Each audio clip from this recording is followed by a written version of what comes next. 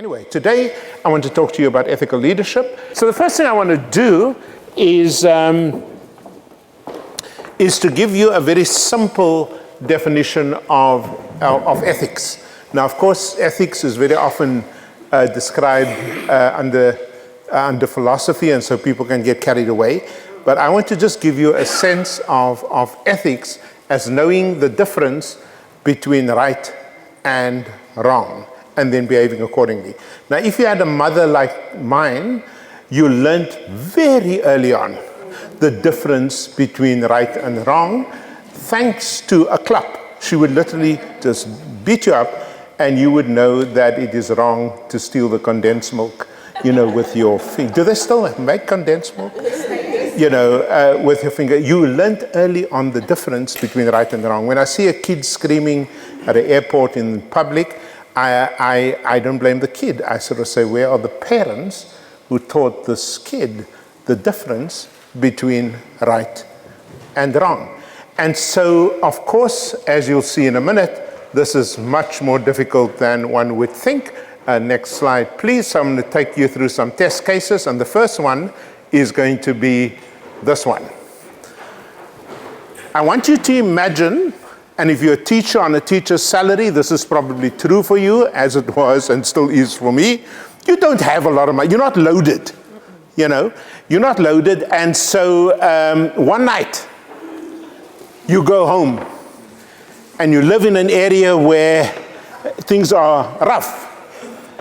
And you see a thick coil of orange 200 Rand notes. You look around like a good, person, just in case you bend and somebody sees you, and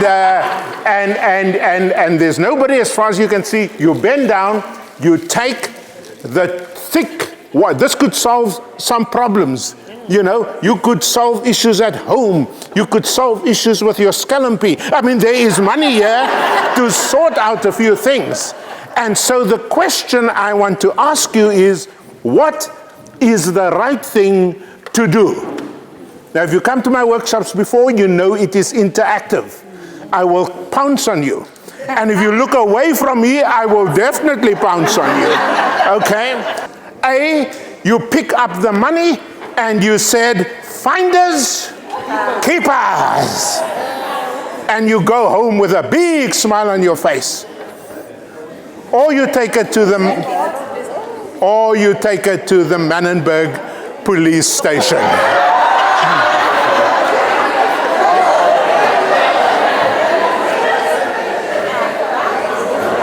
Ma'am, you look like an honest person. What is the right thing to do? Take it to the police station. You'll take it to the... Why? Where are you from? I'm from Yesrafi. So you know what I'm talking about. Why is it a bad idea to take it to the Mannenberg police station? They probably eat it themselves. They will use it themselves. We know that. Are you still sticking to your answer? No, I said to myself, I'm not going to give them to the police station. There's no record for that. So you won't give it to the police? So where's... It's yours? Yeah, it's my blood for the day. Did you work for it? No. Show me one. Ma'am, what would you do? What's the right thing to do? I will find out where I picked it up. I will find out around there if somebody maybe lose the money. So you're going to go door to door, excuse me. And what do you think the first... If you went to Yester River and you knock on the door, is this yours? Yes. What are they going to say? I'm not going to say it to them. I'm going to just ask somebody maybe lose money. I won't say how much. You won't say how much? No, I won't say how much. We'll say, did somebody lose the money? And what will that person say? Yes. Oh, yes. I'm so glad. Even a 5 Rand, they'll still go, yes. A lot of money. Is there any other, sir, what would you do? What's the right thing to do? The right thing is to give it to the police. However, as a South African, you know they're going to... No, don't talk to me about abstractly. Talk to me about what you would do. If there's no identification, I'll keep it. You keep the money. Can I just check in the room a quick poll? How many of you would keep the money? Help ons.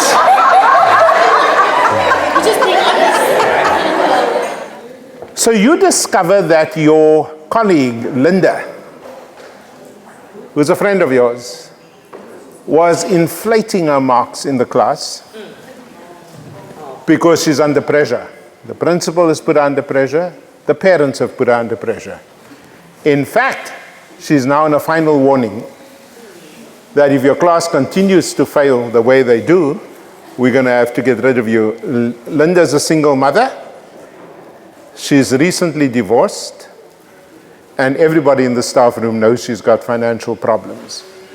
Once you discover the dishonesty of your close friend, Linda, what is the right thing to do? What would you do, sir? Initially, I thought it would depend whether Linda is the principal's calamity. No, I'm kidding. Keep your thoughts pure.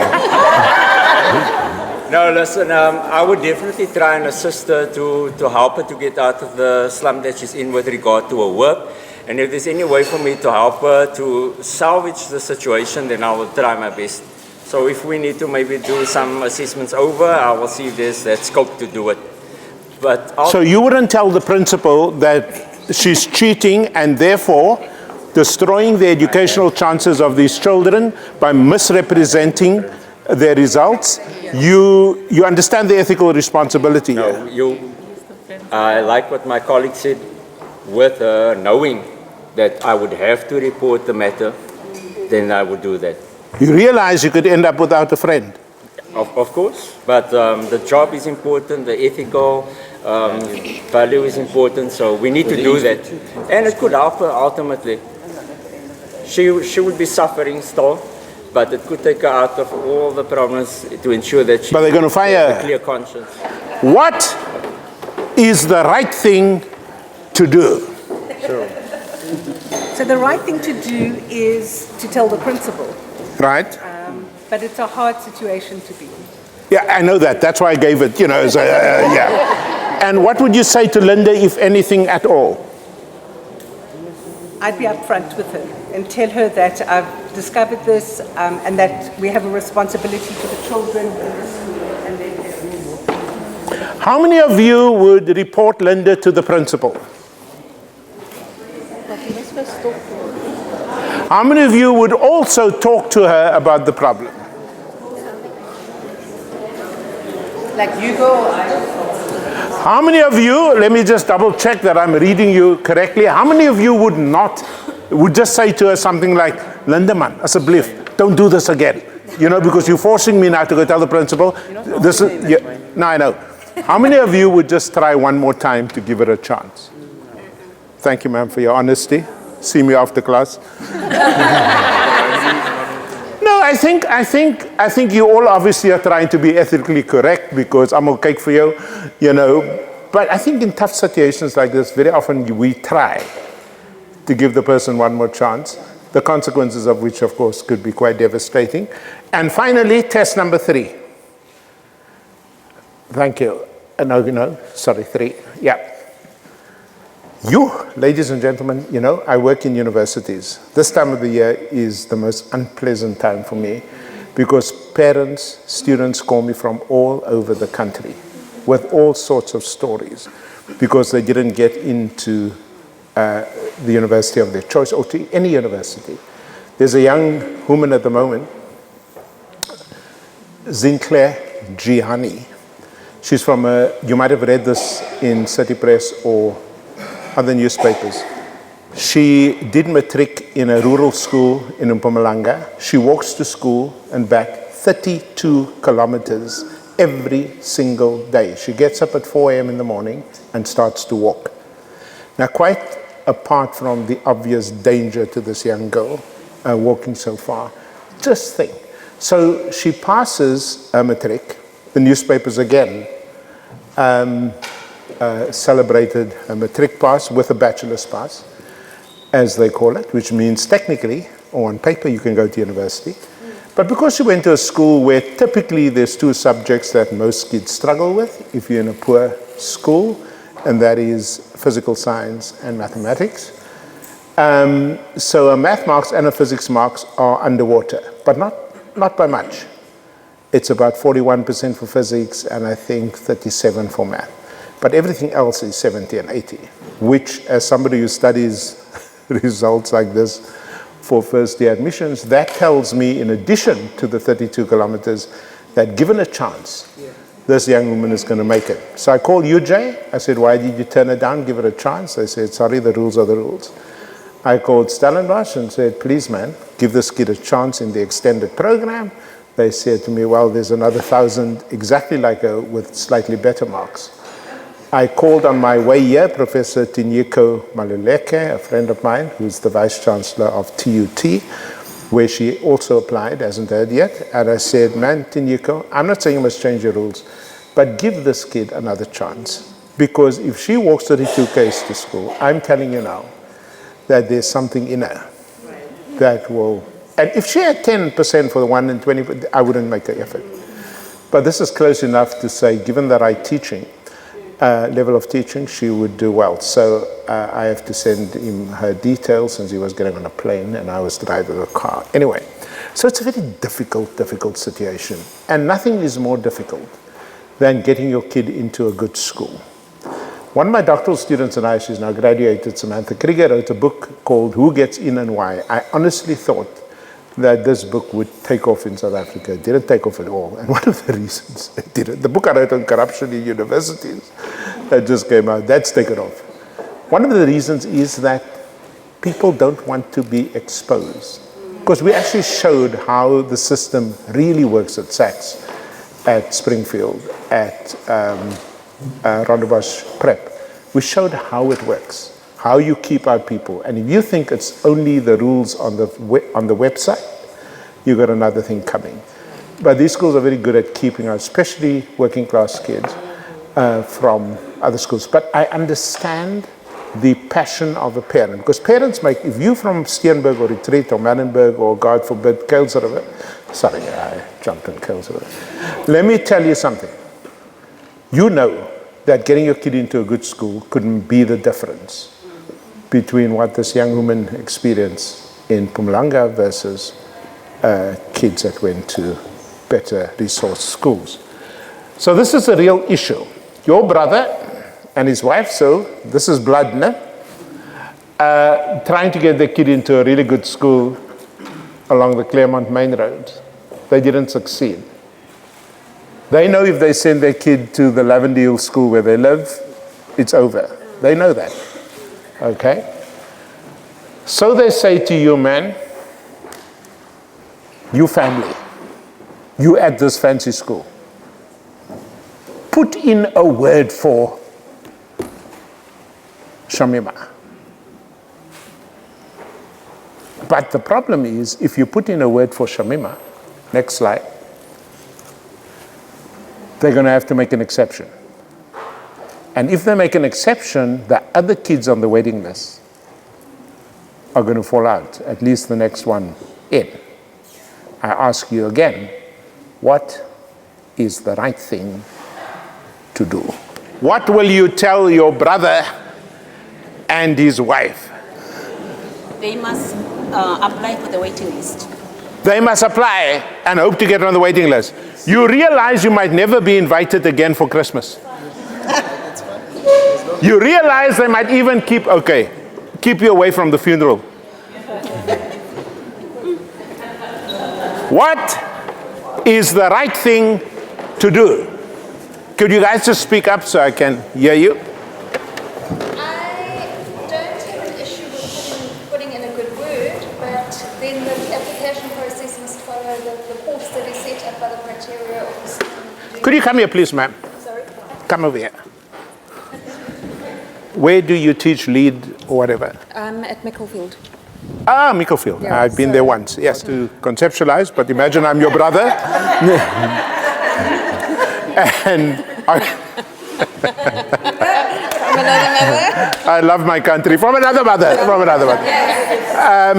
And you, my sister at the fancy school, and I'm standing here in front of you, teary-eyed, and I say to you, Halima, what were you able to sort out? Talk to me. Role play. I would have to say... No, you're talking to me. I'm your brother. I know it's hard, but talk. I know. So there are rules in place, and I come from obviously quite a privileged school, so we have criteria that we follow. And you're talking to me, your brother, about criteria. Yes, I am, because ethically, leading... No, but talk to me real. You know, we talk as siblings, you know? Talk to me like I'm real. Can I say bro? Not that real. What did you sort out, man? I sorted out your application is in the POW. It's going to be assessed by the principal of the school, and the admissions process will follow the... Do you remember how I helped you out over the years? I do. Do you remember that problem you had with that boyfriend and I beat him up? Don't pull the guilt card. Don't pull the guilt card. Don't make me feel guilty about what I'm doing, what I think is ethically correct. You're not from the Cape Flats, man. You know. What will you do? I would put in a good word. You'd put in a good word because it's family. Yes. It's blood. Not just that. We believe at our school, the principal always says, if this school is not good enough for your own family, then it shouldn't be good enough for anybody else. So we put in a good word. Okay, and what are you expecting? Hey? What do you expect from the principal? Hey? To accept the word. You work something out. They will get it in, yes. Even if we go a bit over our numbers, we do it for other learners as well. No, I'm not talking about other learners. I'm talking about this kid. Now, there's a waiting list, no? Yeah. What do you say to the parent whose kid was waiting, who had applied, because your brother didn't apply, and they're going to now, obviously, because you know, these fancy schools, they don't take 25 if they want 24 in grade whatever. Okay, but we're government. So where's your conscience here? So Jonathan, can I just add to that? Kale's River. Yeah. So I think it's ethics, and they're right. I say that if the school is not good enough for my child, for your child, it's not good enough for anybody.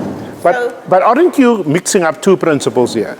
The one principle, not principle, the one principle is that a kid should be able, especially your own children, go to the school where you work. That principle I accept. That principle I accept. But there's another principle here, and it's called fairness. Is it fair to the child who will now be pushed down on the waiting list? No, it's not. So how do you reconcile those two principles? Then I speak to the teacher and I say to her, so there's a child, there's 41 children and their kids already. So if we're bringing in that child, there's a lady that lives across the road over there we need to bring. You tell me if you're willing to take that child. And we've had a case like that recently. So in the one class, I think we went over because of the child's needs and the situation, and just our responsibility as a school in the community that we serve. But I think the essence is at some point, we need to give our children, and I'm not talking like our children, I'm talking our children, the community that we serve, something better. And I think that's part of the reason why the rule is this school is good enough. Okay, so I follow you up to a point, but as I said, there's a principle of fairness which you're not addressing, and that is the fairness to the other kids, right, who are already there and applied. Look, these are difficult issues. You know, with my own family and friends, I am absolutely unyielding. So, for example, when I was the Vice Chancellor of the University or Dean of the Faculty, I said to my family, just understand one simple thing. I don't care about your qualifications. You will never, ever work here while I'm here. Not because they don't qualify, but because the question will always be, did you get this job because your dad is the what's name, or did you get it on merit? And so the gray line mustn't be gray. Do you remember when Sabu Ndebele, Minister of Transport, asked the cabinet if he can take a Mercedes in Pietermaritzburg from the company with which the government was doing business. It's not even a gray area, it's just wrong. And unless you have a strong sense of right and wrong, these are the kinds of things that put you on that slippery slope. And so I'm suggesting, taking a fairly hard line here on ethics. And so I discovered when I was at the University of the Free State that my daughter had gotten a part-time job at the university without my knowledge. And she's in disaster management, so she had skills, and they asked her to work there without me knowing. When I found out, I came very close to firing the person that had given her the job, and I said, give me all the money that you paid her, the pay slips, and I paid it back to the university out of my own pocket, because it is wrong. It is wrong. You can't appoint a family member, and I'm the boss of the place. And other people can reason their way around that, make no mistake. But for me, if you don't start there, then it's very difficult. And by the way, let me also just tell you, for those of you who are deputies and leaders and heads of department, die mense kyk vir jou. They're watching you. Every wrong step will diminish your credibility in your organization. Let's continue. Thanks, Selwyn. The chances are very good that there's not a single one of you here that has your child in a school in Lavender Hill or Steenberg or Kayamandi. Not a single one of you here. Can I confirm that? No. You go for the fancy schools because you know. Now, that doesn't mean you don't also challenge the dysfunctional. But the truth is, if we were honest, we look for the best school for our kids because we can afford it. Where do you think the cabinet ministers send their children? Now, Lady Pando is a friend of mine. I have huge respect for her, except on the Russia issue. Herschel, bishops, nothing wrong. You can go wherever you want in this democracy, but don't talk to me about justice in schools if you don't live it in your leadership in education. So 7 ethical insights that I want to share with you quickly. Number 1, when 2 things fail, and this is true for a company, this is true for a school, this is true for a university, etc. 2 things have to fail. 1 is capability, the ability to do the job. But that you can train people in. That's not difficult. But the second and the related issue is integrity, which means, can you be trusted to do the right thing? And if you pick up the newspaper any day of the week, whether it's a school feeding scheme in the Eastern Cape, or whether it is PPE equipment, you remember that in Gauteng, everybody steals. Number 2,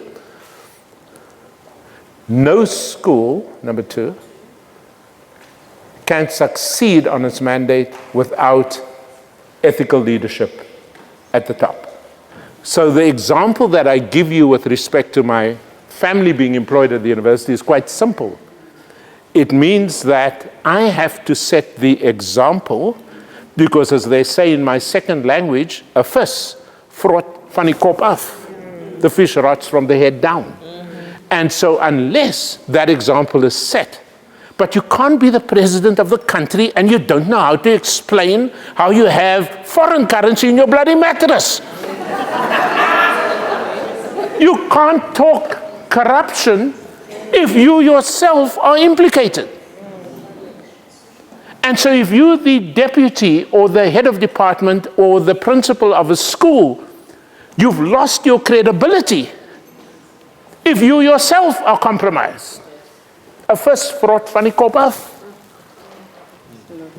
And this is fundamental to good ethical leadership. Who are the people at the top? And are they people of integrity? Number 3, you can't preach ethics. You've got to demonstrate ethics. You've got to live it. You know, because I'm in South Africa, and particularly because I was at the University of the Free State, do you know I never ever gave a long speech, ever, on racism. I simply had to make it my business to demonstrate in the way I lived my life that the people I was leading were being led without regard to what they look like, where they come from, how they make love. See, the brother just woke up there. You know?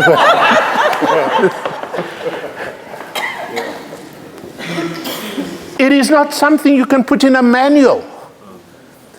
People must be able to see that in the way you live your life. And so in choosing my team, I made sure that on the team there were black people and white people.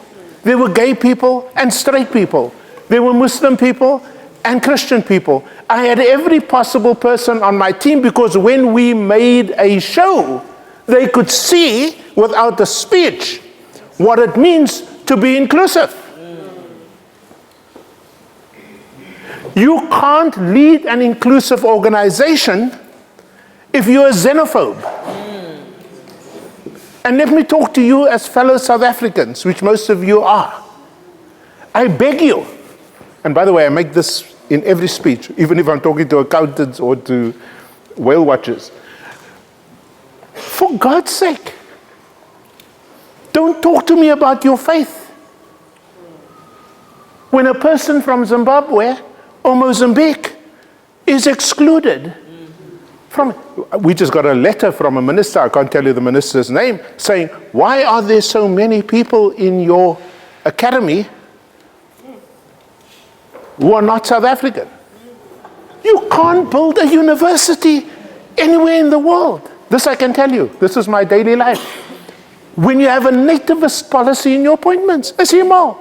If you took all the Zimbabweans out of the school in schools in Soweto right now, their math and science results will go south. So we shoot ourselves in both feet. Yes. You look at our universities and you might not see, obviously, what I see because you're running our other asset called schools. Did you know the only reason we were able to identify in Africa the Omicron variant? Have you ever heard out of Africa a major discovery in the heat of the pandemic? Africa is the starting point for disease in the mind of the West, not the starting point for innovation. We discovered the Omicron variant. The West got such a shock. They put a travel ban on us because we didn't act like China and hide the things. You know why we were able to do that? Because we had people here. Like Kelly Chibale from Zambia. Like Ambrose Wankum from Ethiopia. We had top scientists here from all over the world, including South Africans like Shabir Mahdi and Slim Karim, that enabled us, using the genomic sequencing we had learned during the AIDS days, the HIV days, to use that in detecting variants. What's my point? You don't become great as a country. So you want to talk about the ethical life? The ethical life means shifting your value system to be inclusive, but you can't preach this without doing it. Without doing it. How do we break the pattern of relationships, the patterns of behavior, the patterns of how we make decisions, if not through the example of leadership? Next point. When you insist on ethical behavior, your life is in danger. If you're a whistleblower in South Africa, you're going to lose your job. You should whistle anyway. You should whistle anyway. Remember a woman called Babita Deokaran? They're still looking for killers. Sure. The guy who shot Petrus Roots, the head of fleet management at Fort Hay, who said, I'm no longer going to allow the carpool to be used for corrupt purposes. That's what he said. And the guy says to him, it's on tape, it will take me one phone call and you're gone. A few weeks later, he's driving on the N2, takes the Gunubi turnoff, and they put 12 bullets in his body. I flew his wife from East London here to Cape Town, and I sat down with her for 3 hours, and I cried with her, and she said they knew each other. The people who kill you, they knew each other. Why is it so difficult to behave ethically One is political loyalties. If you're ANC or DA, don't stir those two pots. Oh, I did that last week, and people, they called me the son of many things.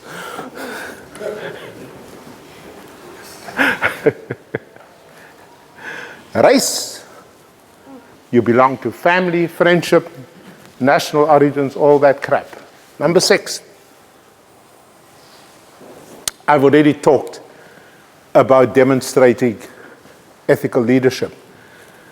So I'm in a bit of trouble right now because this time of the year, especially in January, my bank manager calls me every day. Because for many years, I've given away half of my salary to students. I don't do this because I need praise. I do this because it's what I do. It's the right thing to do.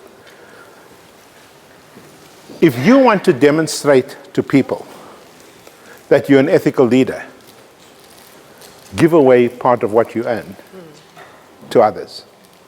And I guarantee you it is more blessed to give than to receive. That I guarantee you.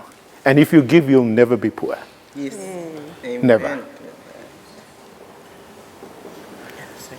Anybody know a place called Coniston Park? A student writes to me end of last year. She says, Professor Jansen, you don't know me.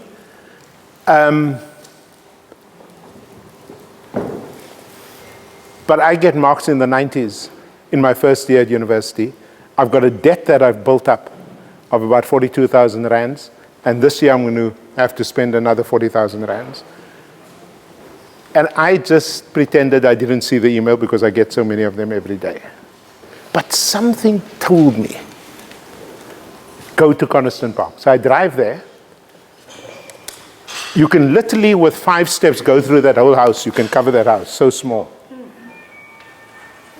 And here on the table is sitting, on the couch is sitting this small little girl, the beautiful Muslim headwear, looking like an angel, and next to her is her mother. And this kid says to me, thank you for coming. That house is so clean. I've never seen anything like that. And I said, my girl, how did you get from here to Cape Town to go to university? She says, every weekend I bake cook sisters and some cakes, and that's my taxi fare into town. But I got nothing else. I then, some of you might know this. I know my dear friend there, Theola, my co-author, would have seen this story. I then put this on my Facebook page, and within 2 days, telling a story, people like you gave 100,000 rands to wipe out her debt and to make sure that she can go back to university and so on. That is how you live an ethical life, by giving. When this brother, the principal of the most amazing primary school I've ever seen, one of his colleagues says to me, we need a life. Actually, we saw it in the Southern Mail or something like that. It's a horrible newspaper, but at least there was a nice story. And I went to the school. It made 2 phone calls and helped the rural child brought books for that library like I've never seen before. Why? Because there was already momentum towards change. There was a leadership for change. It was easy to see that this was a worthwhile investment. And Help the Rural Child is now all over the country. The point I'm trying to make is, an ethical life is a giving life. It's a sacrificial life. I want you to listen to every word. So I'm interfaith, so don't be worried about that. But I want you to listen to the story because every time I read it, it moves me. Yes. What do you think? If a man owns 100 sheep and one of them wanders away, will he not leave the 99 on the hills and go to look for the one that wandered off? And if he finds it, truly I tell you, he is happier about that one sheep than about the 99 that did not wander off. In the same way, your Father in heaven is not willing that any of these little ones should perish. But as you grow older, you start to think about these things. The guy's got 100 sheep. One disappears, one. Why is it, from an actuarial point of view, a bad idea to go after that one sheep? Think like an actuary. Why is this a bad idea? Yes! You've got 99! Hold on to them! Fokayena, you keep it together! You hold on to what you have! You are bloody capitalist, you keep stuff. But the ethics of the shepherd is, they're not safe until everyone is safe. And so he goes after the sheep, finds it, and what happens next?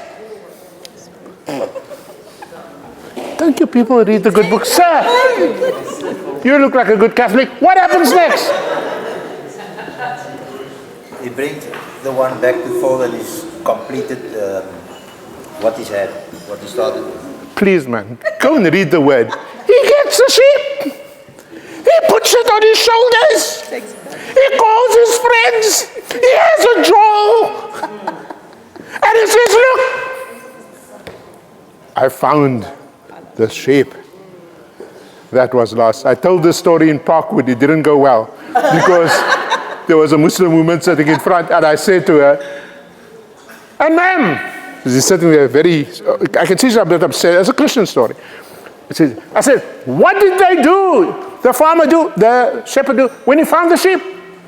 She says, no! It's a Christian story. They don't slaughter the sheep.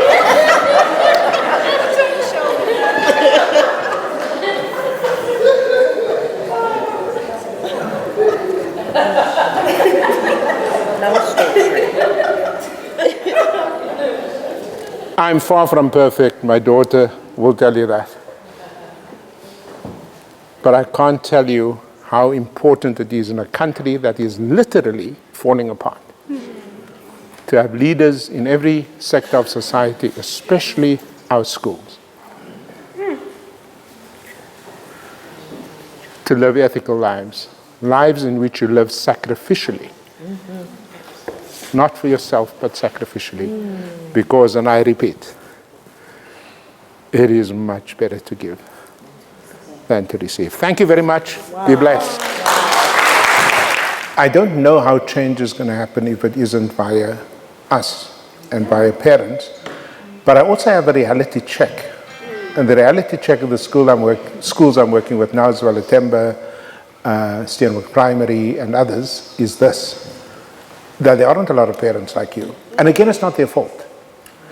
But the teachers at Stellenbosch, literally at 5 o'clock, when they finish, take the kids home, say to the parents, your child has been waiting here since 2 o'clock. Or was it forget? You with me? So I also have to keep that reality in mind, even as I recognize, as you rightly say, the parents who make enormous sacrifices in those schools, just to make sure that the kid gets a reasonable education. People like our generation didn't go to these fancy schools. And I still think most of what I learned was in schools in prefabricated buildings where the teacher may or may not show up. But you learned how to be tough, as you said, and you learned how to work on your own. That is certainly true. No, and so on. So what we're doing, just to circle back to Stellenbosch Primary, what we've done now is to ask math moms to come in there. They work in Elsis River. I serve on their board. And what Math Moms is now doing, as you know, they train moms to help the kids with math. And we're now using that as a way to get the parents into the school and to become more responsible, I suppose, for their children. But you're right, that's a powerful force. However, for me, something really interesting in the state of the nation is the lists that are given to parents of stationery at the beginning of the year to bring to school. So I have these lists because the teacher assistants working in my school live in townships and they have to get the list. And the lists have been pens, pencils, books.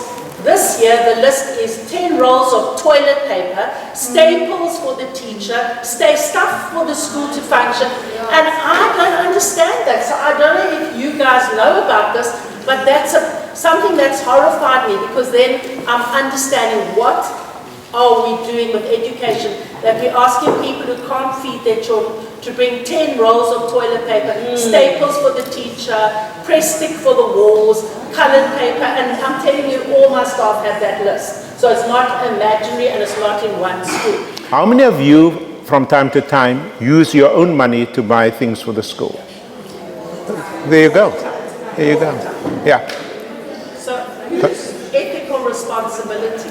Look, this is a very important question. And let me just say this, since I was a biology teacher, they now call it life sciences, here at two schools, Trafalgar and in Friedenberg.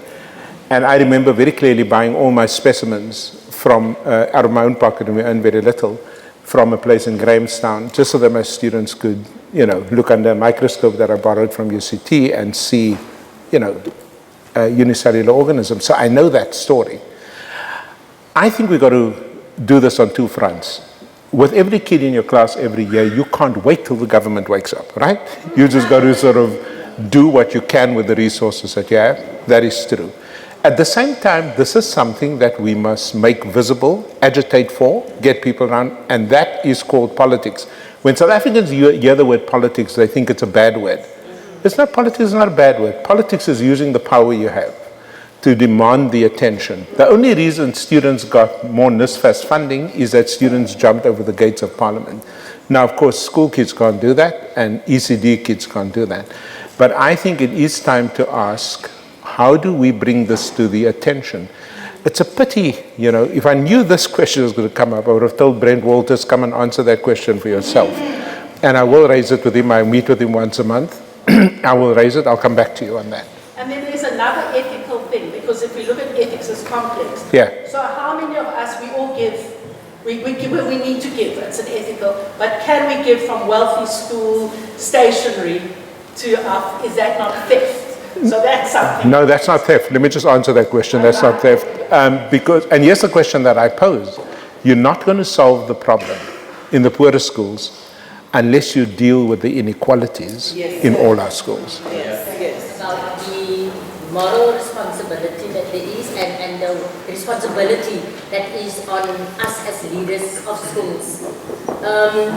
Prof, you mentioned earlier on that things are not going to get better unless we have ethical leadership appointed in the first place.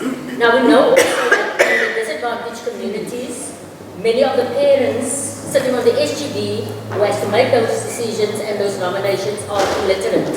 So, and they don't even know what to look for.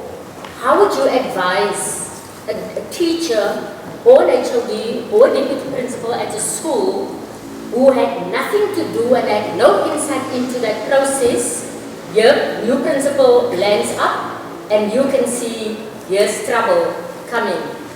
How would you advise a educator at that school, because this person has been to this workshop and has learned that ethical leadership is important, I need to speak up, I need to stand up for it. What would you advise?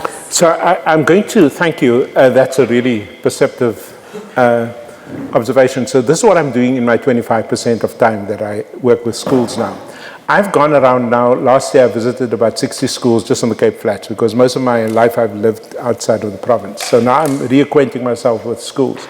And I've now asked the principals of schools that are working very well, the principal of Manzumatombe in Umfuleni, the principal of West End, which was one of the top 2 schools shortlisted as best with Pinehurst North Red School, to work with me to actually work with those schools where things are not working. Part of the reason we're having this fundraising thing on the 22nd is precisely to bring those principals and their teams into the same room to talk about how we're going to help each other. Because the circuit manager is not going to help you in that respect, right? You need somebody who's in the trenches with you to say, can I come and address your governing body? Can I work with you on the school finances the way that beautiful story Mr. Hendricks mentioned, and so on. So that's what we're trying to do, because it is a real problem. Not all schools are the same. Not all schools have the capacity. And some schools need a whole lot more integrity. But that's what we're doing with this traveling team of professionals. So the reason, I think you're absolutely right, because you can get despondent if you just hear the negative. One of the things that we did is a book called Great South African Teachers, which was precisely intended to do that. How to Fix South African Schools is about stories about schools at work. The reason I went to Manza Matombi, by the way, is because everybody knows it's the best science and math school in the country. And I said to that principal, work with me. And by the way, here's a secret. You don't have to pay me for this advice. I said to him, sir, before we go to the media and all of this, why are there so many trophies for math and science in your school? You know what he said? It's something I always knew was true, but I loved it when he said it. He said, you know what? I travel across this country and I hire the best math teacher and the best science teacher. That's where it starts. The best math teacher and the best science teacher. And I'm so looking forward to working with him this year to get that message across. But there's so many positives. One of my favorite positives is a school called South Peninsula. People forget that was in a white area. They threatened, for its entire existence, they threatened to shut down that school because of where it was, right?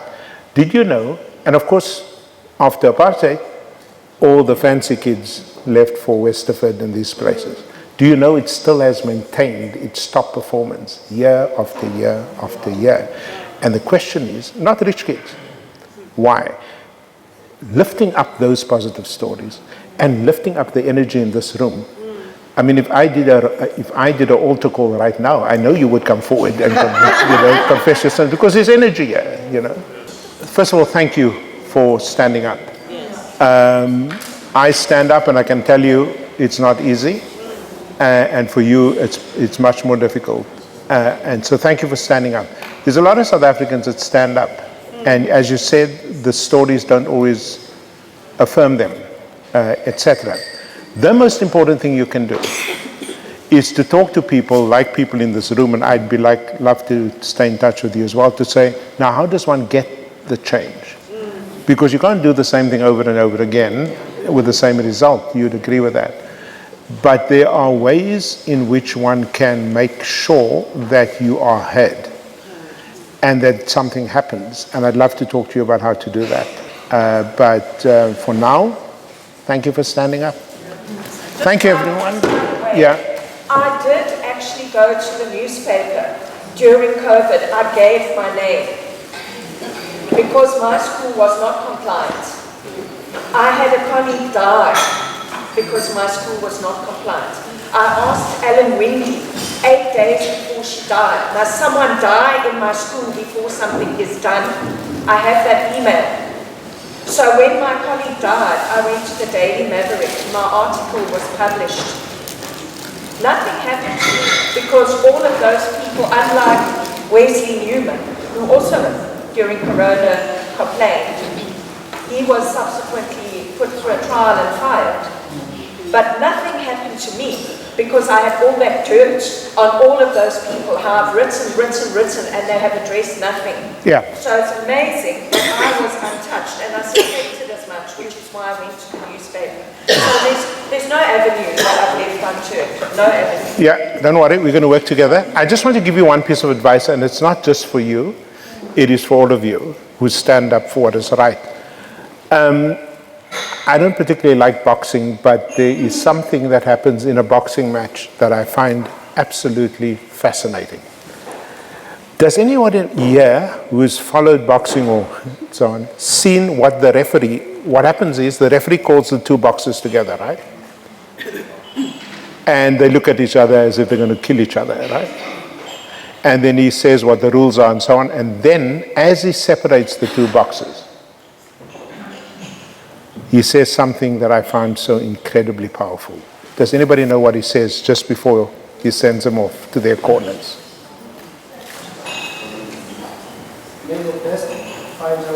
No, that's pirates. This is boxing. He says touch gloves. That's true. He says touch gloves, and then he says, sorry, anybody? Let it be a clean fight. Yes, I think you know, all of those things. And one of the things that stuck with me, among all these other things, he says, protect yourself at all times. Wow. Protect yourself at all times. Don't let the system get to you. Because they can break your body, but they mustn't break your spirit. Yes. Protect yourself at all times. Thank you.